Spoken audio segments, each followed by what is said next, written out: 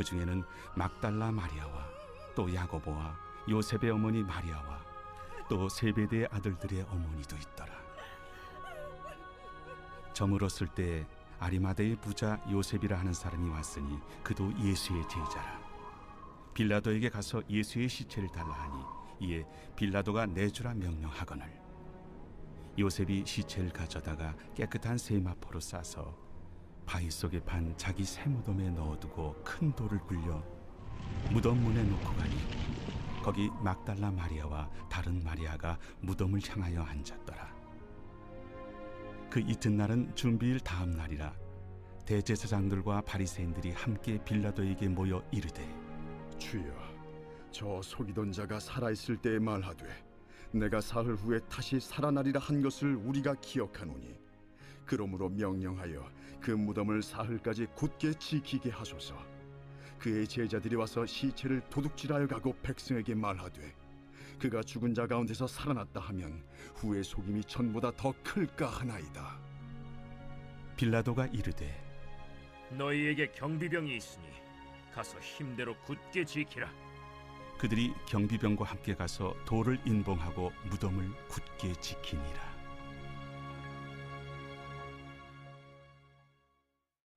오늘 본문 말씀 앞부분에는 아주 요란한 소리가 있었고 외침들이 있었죠. 십자가 아래에서 예수님을 향한 군병들과 또 군중들의 조롱이 있었고 또한 십자가에 못 박으라고 하는 그런 거친 외침이 있었습니다.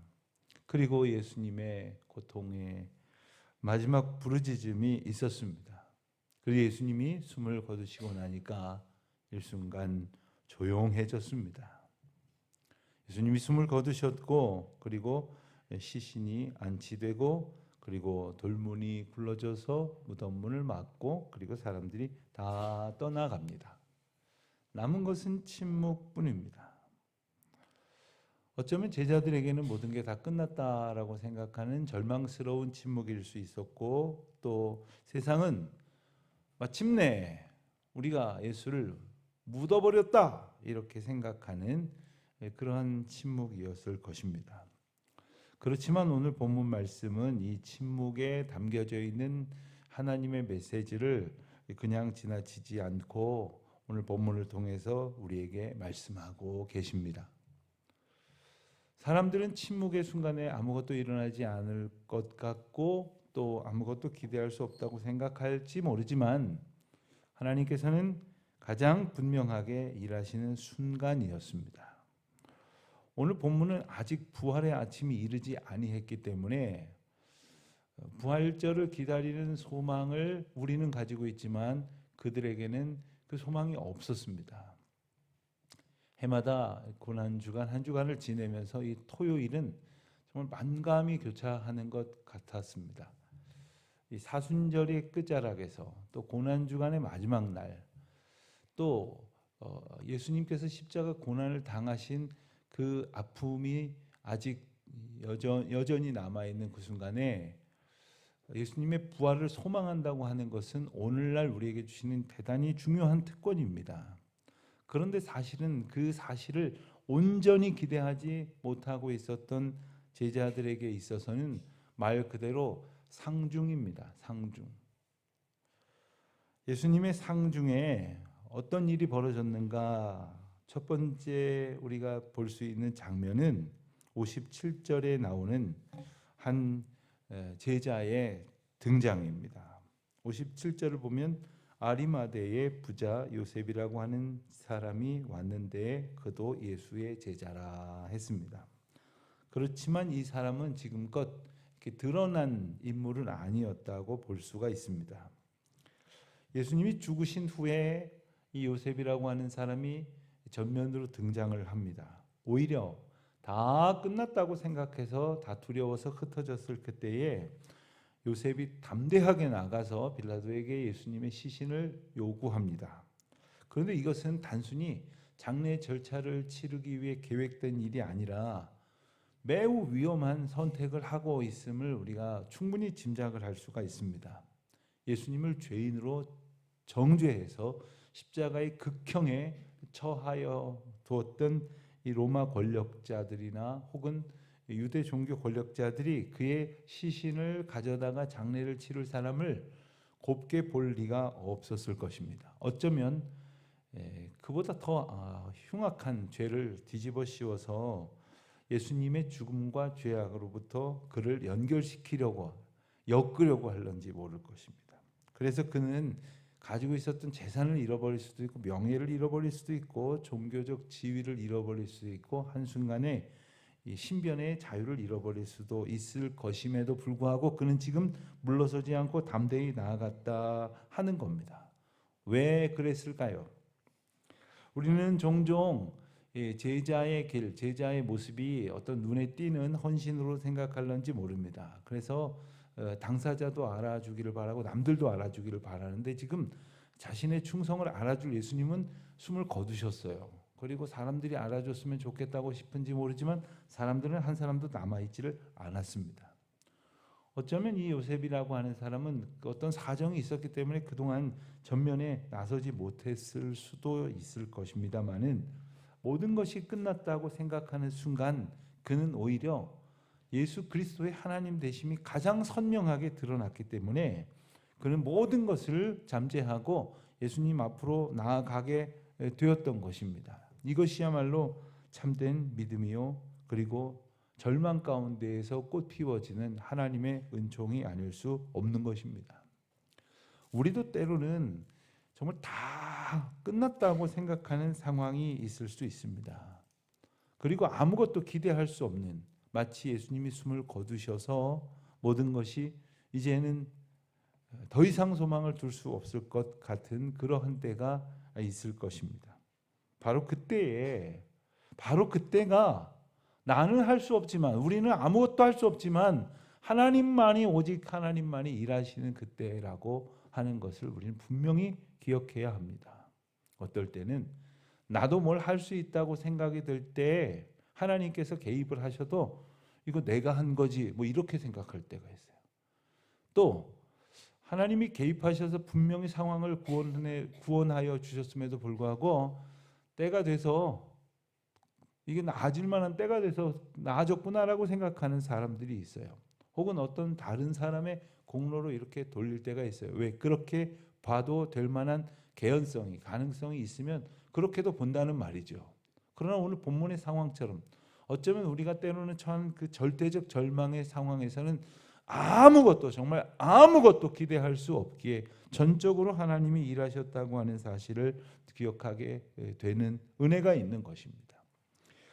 이 아리마대 사람 요셉은 특별히 용기 있게 예수님 앞에 나아갔을 뿐만 아니라 자기가 가지고 있던 새 무덤, 아직 사용하지 아니한 새 무덤을 예수님을 위해서 내어놓습니다. 이 새 무덤 사실 간단한 게 아닙니다. 값비싼 것이었습니다.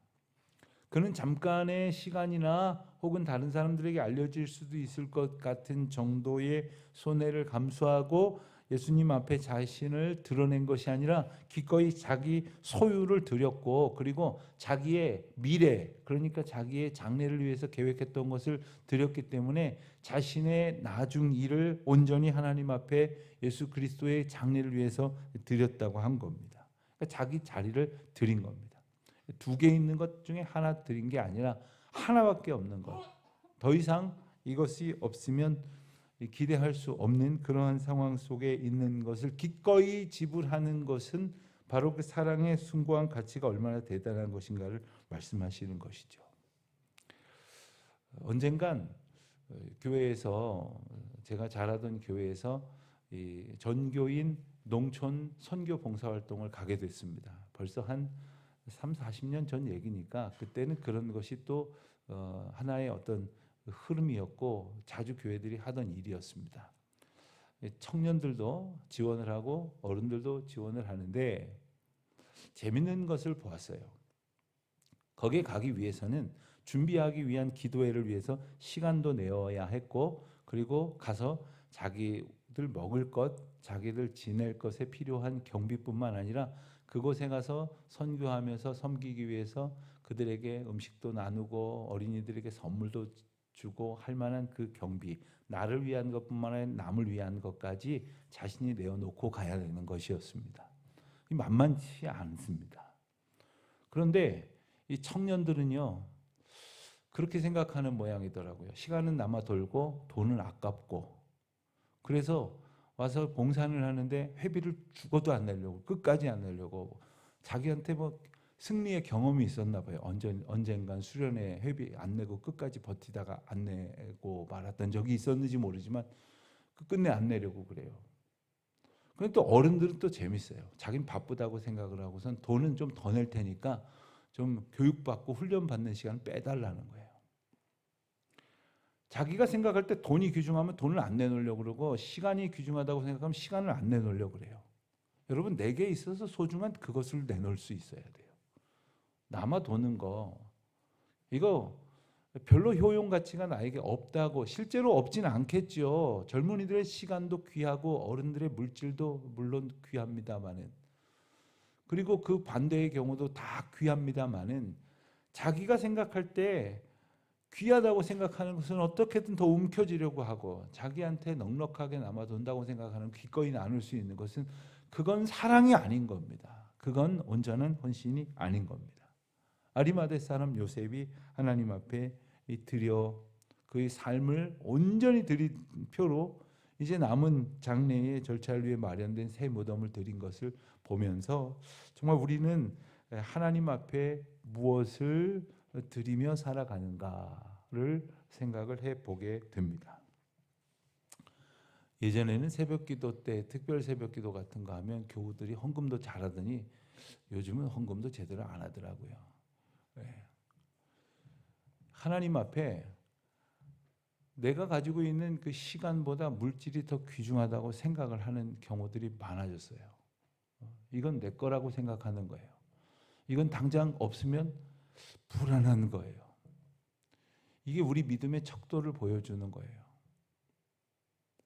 내가 하나님 앞에 무엇을 드리는가를 겸손히 볼 줄 알아야 하는 것이죠. 사실 이 본문은 우리에게 큰 위로를 주는 것이기도 합니다. 사실 아리마대 사람 요셉은 지금까지 좀 숨어 지냈던 사람이었던 모양이에요. 지금까지 자신을 드러내지 않았던 거죠. 왠지 자기가 가지고 있었던 건 잃어버릴까 봐 자신이 없었을 수도 있을 것입니다. 뒤로 물러서는 어떤 그 숨는 자의 불안과 아쉬움과 아픔이 또한 있습니다. 담대히 앞으로 나아갔을 때에 불안이 있을 수 있지만 그것을 뛰어넘는 영적 희열이 있는데, 그것을 붙들지 못하고 뒤로 숨어버리려고 하던 그 모습을 우리로 보게 하시지만, 하나님께서는 그에게 담대함과 믿음과 용기를 주셔서 그를 주님 앞으로 기꺼이 나아오게 하시는 것이죠. 두 번째로 우리가 오늘 본문을 통해서 볼 수 있는 것은, 사랑은 사랑의 자리를 지키게 하는, 그 자리에서 떠나지 않게 하는 능력이 있다는 사실입니다. 61절을 한번 보시겠습니다.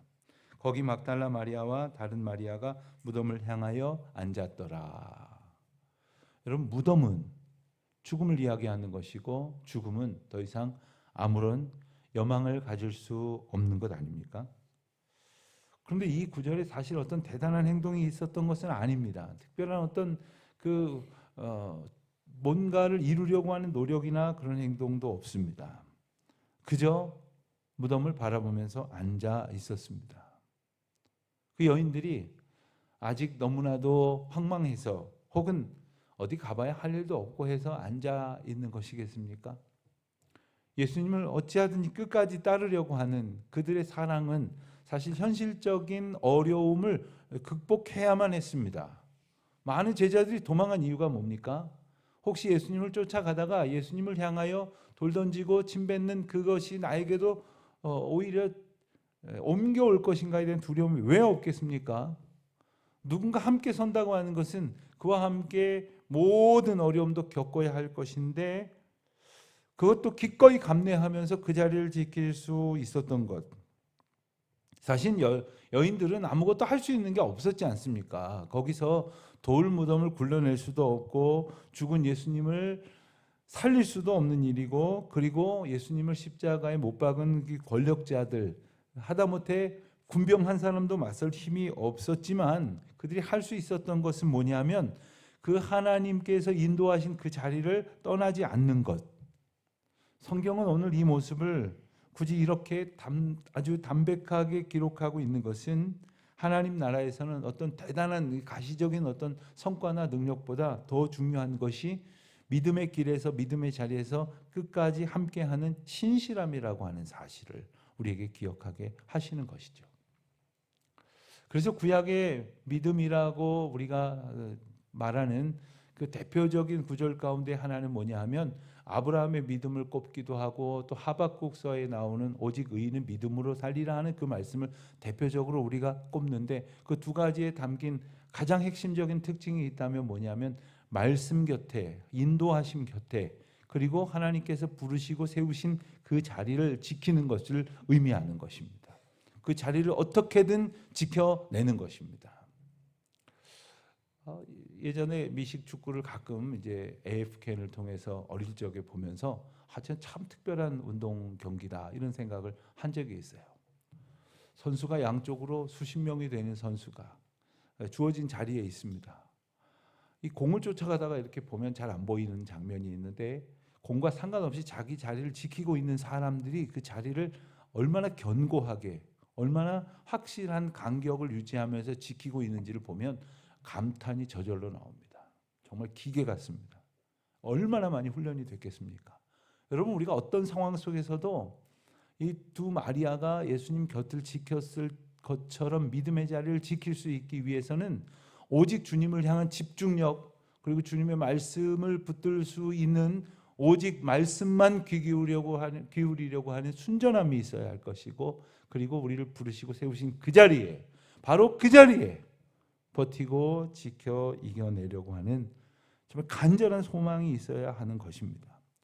가장 무기력한 여인들이 가장 무력한 장면처럼 보이지만 그들을 그 자리에 붙들어 주심으로 그들을 부활의 첫 증인이 되게 하여 주셨습니다. 여러분, 신앙생활하다 보면 아무것도 할 수 없을 때가 있어요. 내가 할 수 있는 것이 아무것도 없다고 생각이 들 때가 있습니다. 때로는 내가 아픈 가족을 위해서 뭔가라도 할 수 있을 줄 알지만 수술실로 들어간 가족을 위해서 내가 할 수 있는 일은 하나도 없습니다. 점점 깊어져 가는 그러한 고뇌와 외로움 속에 빠져 있는 가족을 두고 내가 할 수 있는 것이 아무것도 없을 때가 있습니다. 그럴 때 나는 비록 아무것도 할 수 없지만 나를 사랑하시고 우리를 통해서 일하시겠다고 약속하신 주님께서 일하실 것을 믿고 주님께서 나를 부르시고 세우신 그 자리에 앉아 있는 것, 비록 그것이 무덤처럼 아무것도 소망을 둘 수 없는 것이라고 할지라도 우리에게 부르신 그 기도의 자리를 떠나지 않는 저와 여러분이 되시기를, 어떠한 상황 속에서도 주님을 따라가는 그 예배의 자리를 떠나지 아니하시는 저와 여러분이 되시기를 주님의 이름으로 축원드립니다.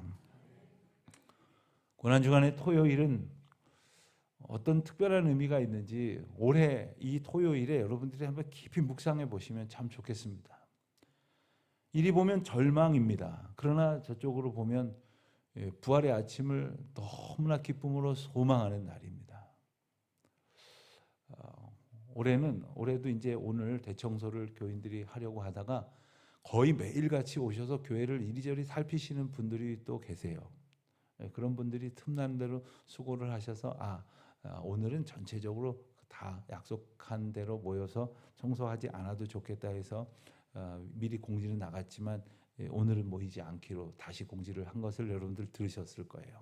그런데 부활절을 기억하면서 그 전날 온 교인들이 함께 이렇게 묵은 먼지를 떨어내고 이렇게 청소를 할 때 갖는 우리 표정이 얼마나 기쁜지 몰라요. 그것은 단지 지저분한 거 깨끗하게 하는 것만이 아니라 하나님께서 우리를 정말로 소망의 공동체로 부르셔서 비록 슬픔과 좌절 속에 빠져 있을 상중에 살고 있지만 부활의 아침을 소망하는 이 그리스도의 길로 우리가 걸어가고 있기 때문에 그런 것이죠. 그렇습니다. 오늘 우리에게 주신 이 말씀의 능력이 바로 그것입니다. 하나님께서 우리에게 주신 사랑은 어떤 능력이 있느냐 하면 무덤에다가 아무도 굴러낼 수 없는 그러한 큰 돌을 병사들이 여러 사람 달려붙어서 돌로 막아두었다고 할지라도 결코 하나님의 약속이나 생명의 능력은 가로막을 수가 없다는 것을 우리에게 분명히 보여줍니다.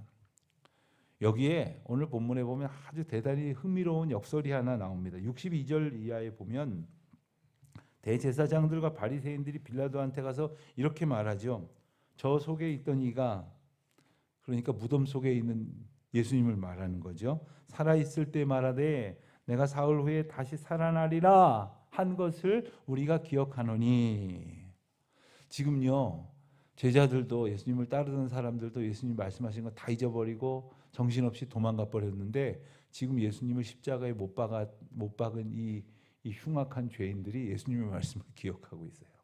예수님의 말씀을 기억하고 저 안에 있던 이가 사흘 만에 다시 살아날 것이라고 말했었는데 정말로 그런 일이 벌어지는 것과 같은 상황이 되면 안 되니까 무덤을 꽁꽁 병력들을 동원해서 확실히 지켜야 된다. 지금 이 얘기를 하고 있는 것입니다. 여러분, 이것이 얼마나 놀라운 역설이냐 하면, 그래서 기록에 보면 더 많은 병력들을 거기에 배치하고 이 앞으로 뒤로 또 멀리 외곽 경비까지 2중 3중으로 경비를 했다는 기록들이 남겨져 있습니다. 그럼에도 불구하고 예수님의 시신이 없어졌어요. 돌문이 굴려졌어요. 이 무엇을 말하는 것입니까? 그렇게 확실하게 경비를 하고 있는 가운데에서 누가 가서 그 일을 할 수 있습니까? 아무도 할 수 없다는 것을 오히려 역설적으로 증명하는 것이지요. 하나님이 하신 일이라는 사실을 분명히 일러주시는 것이죠. 그렇습니다. 하나님의 일은 참 놀랍습니다. 누구도 할 수 있는 일이 벌어지면 하나님이 하셨다고 생각을 안 한다니까요. 그냥 조금 아프다 나으면 내가 약을 잘 골라 먹어서 난 줄 알고, 병원을 잘 찾아가서 난 줄 알고, 그리고 내가 나의 관리를 좀 이제 나의 절제를 가지고 관리를 잘하니까 금방 회복이 됐다고 이러지 않습니까? 나의 몸을 고치시기도 하고 때로는 힘들게도 하시는 모든 주권이 하나님께 있다고 고백을 한다면 나의 모든 것이 오직 하나님의 인도하심 가운데 있음을 기뻐하며 찬양하게 될 것이 아닙니까? 오늘 이 말씀 통해서 우리 다시 한번 기억하십시다. 돌문이 우리를 가로막고 있어도 하나님의 사랑의 역사는 끝나지 않는 것입니다. 끊임없이 계속되어지는 그 은혜를 우리도 살아갈 수 있게 되기를 바랍니다. 많은 사람들이 다 끝났다고 생각해서 도망하려고 했을지 모르지만 아리마대 사람 요셉은 다 끝났다고 모두가 절망할 그때에 자신의 고백을 시작합니다. 나는 이제 예수님을 모시겠습니다. 또한 두 마리아는 이제 말합니다. 이제 우리가 아무것도 할 수 없어도 나는 믿음의 이 자리로 인도하신 주님을 바라보며 이 자리를 떠나지 않겠습니다. 모든 사람들은 세상적 관점에서 다 끝났다고 생각할런지 모르지만, 그래서 예수님을 십자가에 못 박은 사람들은 이번엔 정말 확실히 끝낼 수 있다고 그렇게 자신했는지 모르지만, 오늘 우리의 믿음은 아직 끝나지 않았다는 사실, 오히려 이 놀라운 역사 가운데서 다시금 일하시는 주님의 은혜의 자리로 온전히 나아가게 된다는 사실을 우리 마음 깊이 깨닫고, 올해의 토요일은 그 어느 날도 어느 해에도 특별하게 의미 부여를 하지 못했을런지 모르지만 올해의 부활절을 앞둔 토요일은 정말로 일찍이 경험해보지 못했던 믿음의 고백이 가득한 은혜의 날 되시기를 바랍니다. 부활의 아침을 소망하면서 내게 주신 은혜의 자리를 더욱더 굳게 지킬 수 있게 하시는 주님의 인도하심을 만나는 복이 충만하시기를 주님의 이름으로 축원드립니다. 하나님 아버지,